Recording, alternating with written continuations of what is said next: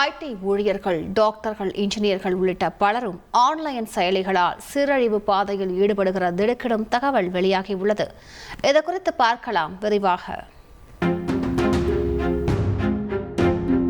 செங்கல்பட்டு மாவட்டம் தாம்பரம் உள்ளிட்ட பகுதியில்தான் இவை சத்தமில்லாமல் அரங்கேறி வந்தது தெரிய வந்திருக்கிறது.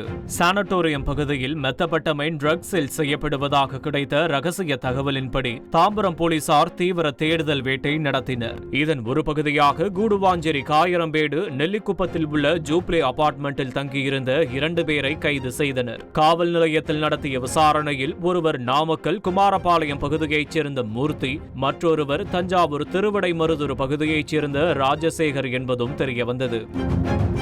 இதில் BE ஏரோநாட்டிக்கல் இன்ஜினியரிங் முடித்த மூர்த்தி ஐடி நிறுவனத்தில் வேலை செய்து வந்ததும் 12ஆம் வகுப்பு வரை படித்த ராஜசேகர் கேமராமேனாக இருந்ததும் தெரியவந்துள்ளது.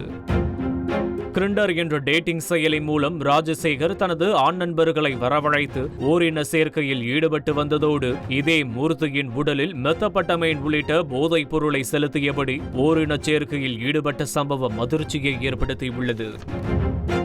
தொடர்ச்சியாக இப்படி செய்து வந்த இருவரும் ஓரின சேர்க்கையோடு போதைக்கு அடிமையான நிலையில் வெள்ளை மெத்தபட்டமைன், மஞ்சள் மெத்தபட்டமைன் உள்ளிட்ட உயர் ரக ட்ரக்ஸுகளையும் விற்று வந்தது தெரிய வந்திருக்கிறது.